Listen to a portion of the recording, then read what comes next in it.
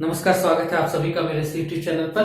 हम लोग बात कर रहे थे इंट्रोडक्शन टू अकाउंटिंग कॉमर्स के स्टूडेंट्स के लिए क्लास 11th बेस के रूप में पहला जो लेसन है वो हम लोग बात कर रहे थे इंट्रोडक्शन टू अकाउंटिंग, अर्थात लेखांकन से उनका परिचय कराना। वैसे छात्र छात्राएं जो कॉमर्स को नए नए लिए हैं उनके लिए लेखांकन का परिचय कराना क्लास 11th के लिए फर्स्ट लेसन और उनकी जानकारियों को उन्हें जानकारियों से भरपूर करने के इंट्रोडक्शन टू अकाउंटिंग में हमने बात किया। पिछले वीडियो में हम बात करेंगे इनके कंसेप्ट के ऊपर में, हमें बात करना है नीड के ऊपर में। ये जो अकाउंटिंग है इनका कंसेप्ट क्या है, इनका नीड क्या है, उसके विषय में बात करते हैं। इवोल्यूशन एंड डेवलपमेंट है, मीनिंग है, डेफिनेशन है, various aspects related to definitions, features, objective functions, types of branches, limitations, advantages, users, internal users or and external users, relationship with other subjects और एंड सबसे लास्ट में बात करेंगे हम लोग role of an accountant in society. तो यहाँ पे जो पॉइंट्स है, ये पॉइंट्स आपको अकाउंटिंग लेखांकन क्या है उसके विषय में आपको पूरी तरह से जानकारियां देंगी। तो आप एक एक करके हर एक पॉइंट को हम एक एक वीडियो के माध्यम से आप तक पहुंचाते हैं। तो सबसे पहले आज बात करते हैं हम लोग कंसेप्ट के ऊपर एंड नीड के ऊपर बात होती है। बात करेंगे आज की वीडियो में कंसेप्ट के ऊपर में, और दूसरा हम लोग करेंगे नीड के ऊपर में, कंसेप्ट एंड नीड। हम इन दो चीजों पे आज डिस्कस करते हैं। कंसेप्ट क्या है और नीड क्या है, मतलब कहने का जो तात्पर्य है कि अकाउंटिंग, ये जो अकाउंटेंसी, कॉमर्स, अकाउंटेंसी, अकाउंटिंग, लेखांकन, लेखा शास्त्र, इसकी आवश्यकता क्या है और ये कहां से आया, क्या है ये, तो हम लोग उस पर चर्चा करते हैं। सबसे पहले बात करते हैं कंसेप्ट के ऊपर में। कंसेप्ट बहुत ही सिंपल सा कंसेप्ट। सबसे पहला कि जब आप कॉमर्स को एक स्ट्रीम के रूप में आप चुनते हैं, आप जब कॉमर्स की दिशा में आगे बढ़ते हैं तो आप बेफिक्र होकर के ये चीज जानते हैं कि कॉमर्स जो है वो आपके लिए, कॉमर्स जो है वो बात करता है सिर्फ और सिर्फ बिजनेस के ऊपर। कॉमर्स बात करेगा बिजनेस के लिए। बिजनेस कैसा हो, बिजनेस छोटा हो, बिजनेस बड़ा हो, बिजनेस किसी भी स्वरूप का हो, उससे तात्पर्य नहीं। बिजनेस में अगर आप बात कर रहे हैं, आज आप अपने अगल बगल कहीं भी गौर कर लीजिए, आपको हर तरफ व्यापार ही दिखता है, बिजनेस ही दिखता है। तो बिजनेस के अगर आप कॉमर्स पकड़े हैं तो वो पूरी तरह से आधारित है बिजनेस के ऊपर, व्यापार के ऊपर। और जब आप व्यापार कर रहे हैं, किसी भी काम को जब करना होता है तो एक बेहतरीन ढंग से उनको किया जाता है, उनको एक सिलसिलेवार, एक अच्छे तरीके से उसको आप सुसज्जित करते हैं और तब जाकर किसी कार्य को करते हैं। तो अगर आप व्यापार ही कर रहे हैं, अगर आप व्यापार कर रहे हैं, अगर आप छोटा, आप बार बार कहेंगे आपका व्यापार छोटा हो या आपका व्यापार बड़ा हो, छोटा या बड़ा ये मायने नहीं रखता, मायने रखता है आप व्यापार की नियमों को जानते हैं या नहीं। तो नियमों से किसी कार्य को जब आप नियम आधारित करते हैं, वो कार्य बहुत ही बेहतरीन ढंग से संपादित होते हैं। तो आप नियम को फोकस करेंगे, आप पूरी तरह से व्यापार के जितने भी नियम हैं उनको फोकस करेंगे। तो ये जो कंसेप्ट है अकाउंटिंग का, ये सबसे पहला बात कि जब आप बिजनेस में जा रहे हैं तो बिजनेस के टोटल कंसेप्ट को समझने के लिए, बिजनेस का टोटल रूप को समझने के लिए आपको अकाउंटिंग को समझना पड़ेगा। आप अगर बिजनेस सही मायने में करते हैं, कोई भी व्यापारी, कोई भी बिजनेसमैन जब व्यापार शुरुआत करता है, बिजनेस स्टार्ट करता है, तो उसके लिए एकमात्र मोटिव होता है, उसका उद्देश्य होता है कि वो प्रॉफिट अर्न करना चाहता है, वो लाभ कमाना चाहता है। तो लाभ कमाएंगे, लेकिन उसको निकालने का, उसको जानने का जरिया तो होना चाहिए। उनको किस तरीके से फाइंड करें। आप उदाहरण के तौर पे अपने अगल बगल का दुकान को या किसी शॉपिंग मॉल को या बड़े से बड़ा प्रतिष्ठान को अगर आप देखते हैं, उनके पास रोजाना बहुत तरह के ट्रांजेक्शन्स होते हैं। हम एक वर्ड यहाँ याद रखिएगा, ट्रांजेक्शन्स, इनको हम बाद में और अच्छे से डिफाइन करेंगे। तो हर रोज उनके पास बहुत तरह के लेन देन होते हैं, ट्रांजेक्शन्स होते हैं। तो उनका हर दिन व्यापार है, हर दिन आप देखते हैं सामान आया, सामान बिका, कोई उधार ले जा रहा है, कोई नगद ले जाता है, कोई आधा देता है, बाद में देता है। इस तरह की बहुत सारी चीजें होती है व्यापार में। तो उन सारी चीजों को देखते हुए आपके व्यापार को लाभ हो रहा या हानि हो रहा, ये सारी प्रक्रियाओं को, एक तरह से जटिल प्रक्रियाओं को समझने के लिए ही बनाया गया है क्या चीज, तो बनाते हैं हम लोग अकाउंटिंग। बिजनेस में अकाउंटिंग का काम करना एक बहुत बेहतरीन काम है। और वो जो अकाउंटिंग है, कहा जाता है बिजनेस के लिए, खास करके बिजनेस के लिए कहा जाता है क्या, कि जो अकाउंटिंग है, जो अकाउंटिंग है ये बिजनेस के लिए लैंग्वेज है, language of business, language of business. ये क्या है, जो हम लोग बात करें कंसेप्ट के ऊपर में, कंसेप्ट क्या है इस अकाउंटिंग का, तो हम कंसेप्ट के ऊपर जब बात करने जाते हैं तो बहुत ही सरल शब्दों में और बहुत ही एक लाइन में समझने के लिए आपके पास कंसेप्ट को एक लाइन में अगर आप उसको डिफाइन करना चाहते हैं तो बहुत सिंपल सा आप सीधा कहेंगे क्या, लैंग्वेज ऑफ बिजनेस, कौन, अकाउंटिंग। आप सबको हम सभी को पता है कि चाहे आपके पास जो लैंग्वेज, अभी फिलहाल दो लैंग्वेज जिससे हम बात करते हैं, हिंदी और इंग्लिश, हिंदी और इंग्लिश। अगर इन दोनों भाषाओं को, अगर इन दोनों लैंग्वेज को आपको समझना है, हिंदी को अगर समझना है तो आपको व्याकरण जानना पड़ेगा। अगर आप हिंदी को बोलना, लिखना, पढ़ना, समझना चाहते हैं तो आपको व्याकरण जानना होगा।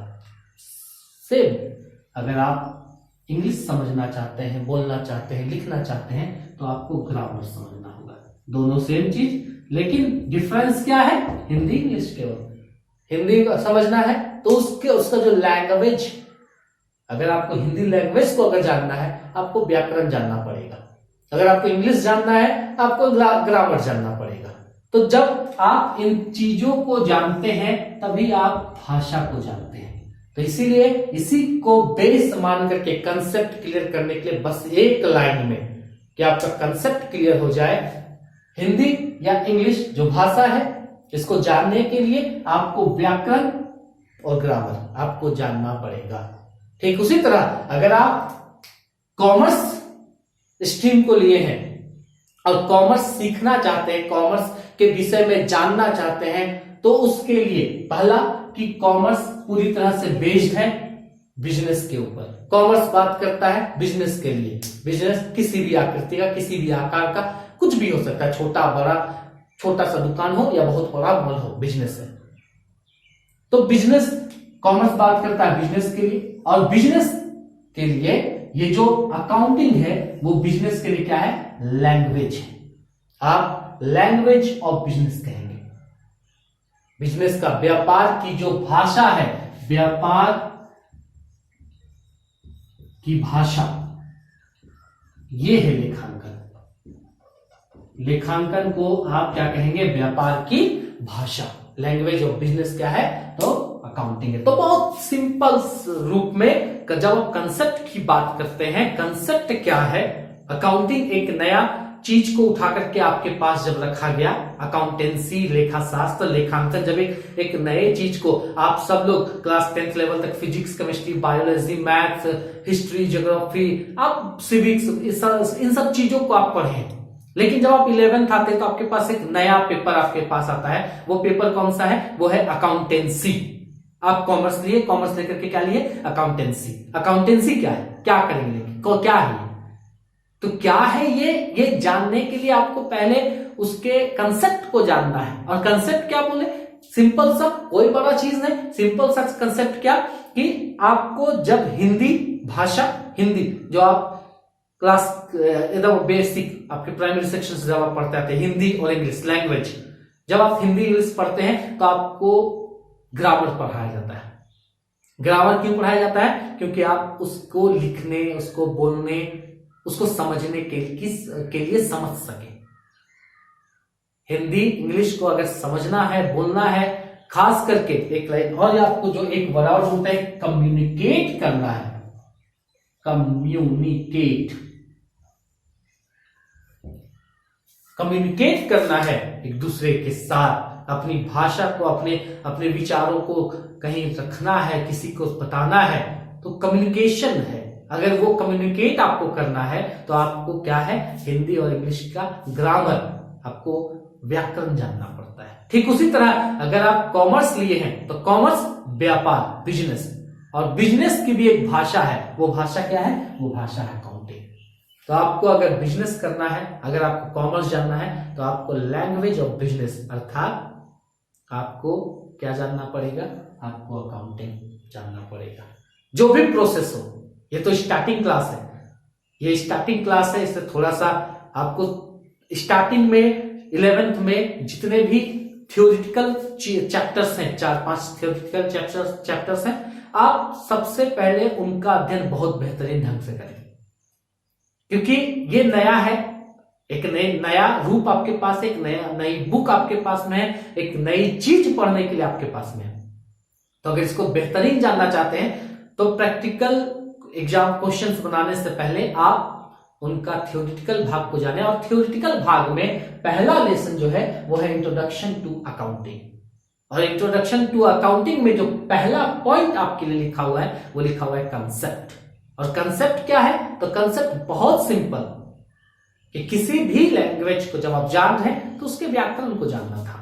हिंदी और इंग्लिश, फॉर एग्जांपल हिंदी और इंग्लिश आपको व्याकरण जानना था, क्योंकि उसको समझना है, उसको कम्युनिकेट करना है। ठीक उसी तरह अगर आप कॉमर्स लिए हैं, कॉमर्स व्यापार पे बेस्ड है, बिजनेस पे आधारित है, बिजनेस है, टोटली बेस्ड ऑन बिजनेस है। अगर आप बिजनेस को जानना चाहते हैं तो आपको उसकी भाषा को समझना होगा, और व्यापार की भाषा कौन है, तो व्यापार की भाषा अकाउंटिंग है। लेखांकन व्यापार की भाषा है।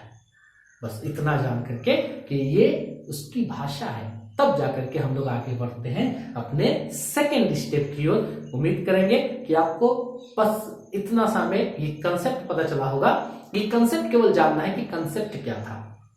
तो जिस तरह से भाषाओं को जानने के लिए व्याकरण की आवश्यकता पड़ती है, ठीक उसी तरह से व्यापार को जानने के लिए आपको अकाउंटिंग की जानकारी होना बहुत आवश्यक है। तो ये पहला कंसेप्ट। अब आते हैं आगे।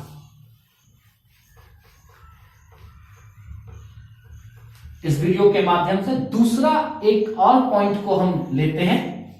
दो पॉइंट, 3 पॉइंट करके ही हम लोग आगे बढ़ेंगे, ताकि आपको बेहतरीन तरीके से समझाया जा सके। आप इसको अगर बांट लेते हैं, पहला कंसेप्ट एंड नीड, फिर आपके पास है इवोल्यूशन, आप इसको अलग रखें, मीनिंग एंड डेफिनेशंस, उसके बाद हम इसी के साथ वेरियस एस्पेक्ट्स को भी ले लेंगे, फिर फीचर्स अलग कर देंगे, ऑब्जेक्टिव्स, फंक्शन, टाइप्स ऑफ, फिर लिमिटेशंस। तो सबको एक एक करके जिसके लिए जितना क्लास लग सके क्लास लेना है। एक क्लास से नहीं हो, 2 क्लास में हो, लेकिन उसको उतने विस्तार से ही ली जाएंगे। तो पहला हो गया कंसेप्ट, दूसरी है नीड, आवश्यकता।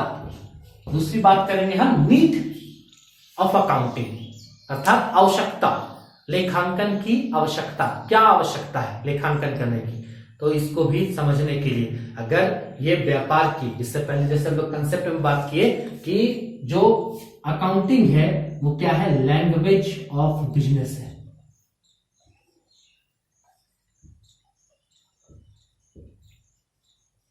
जो अकाउंटिंग है वो क्या है, लैंग्वेज ऑफ बिजनेस है।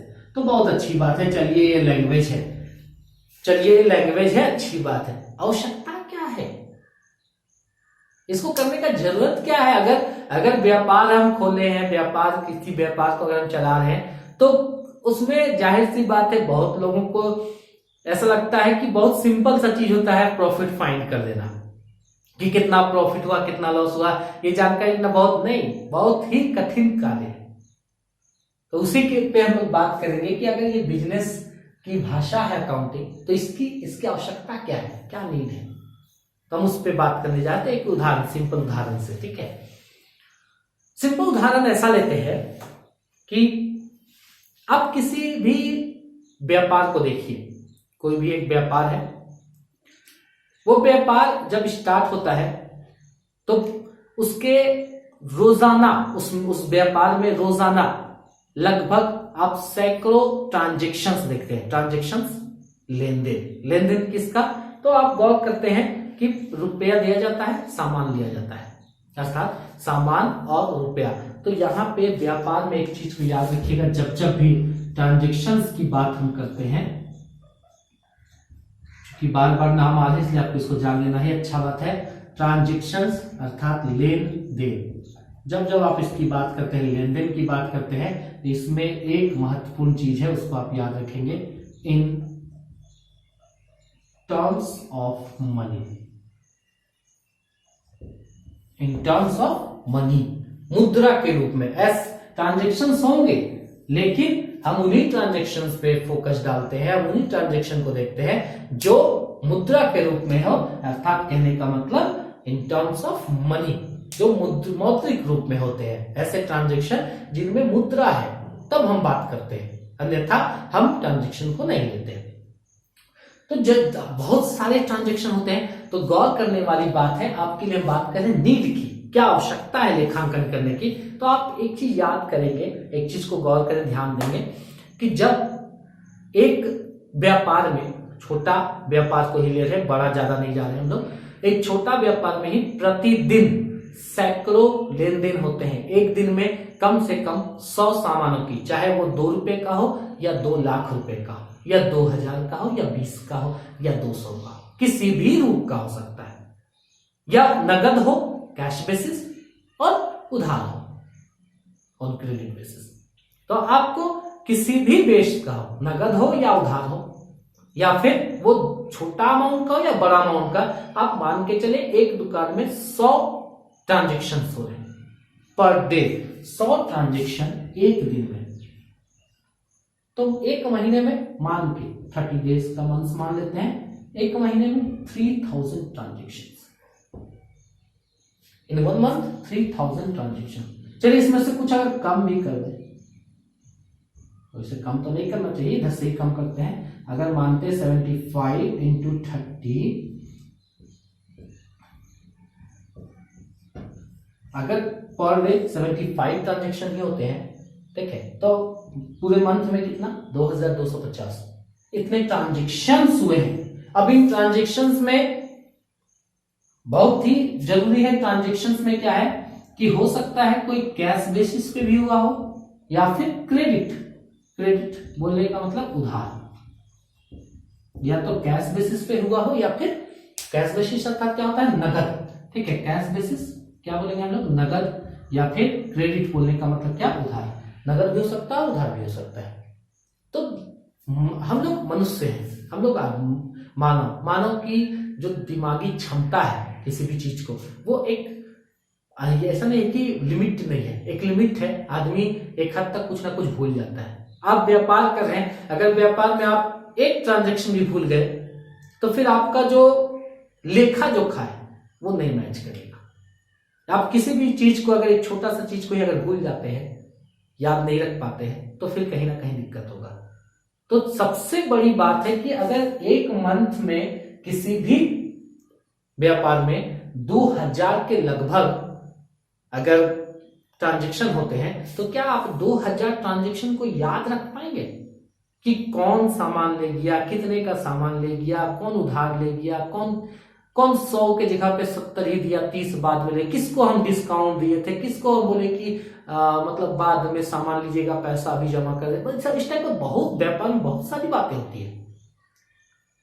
तो क्या उन 2000 3000 एक मंथ का, ये तो हम एक दुकान का, एक छोटा व्यापार का उदाहरण लिए, अगर इसी को आप एक बड़े मॉल के रूप में देखते हैं, अपने सिटी के अगर एक बड़े मॉल को देखें, तो उस मॉल में पर डे आप भी जाते जब हैं तो आपको मालूम होना चाहिए कि लगभग 500 ट्रांजेक्शन जरूर होते हैं। उनके पास 10 से 15 काउंटर्स लगे होते हैं बिलिंग के। तो अगर एक मॉल में अगर 500 ट्रांजेक्शन है, तो आप मंथ में क्या मानते हैं कि पूरे मंथ में उसके पास 15,000 ट्रांजेक्शन है।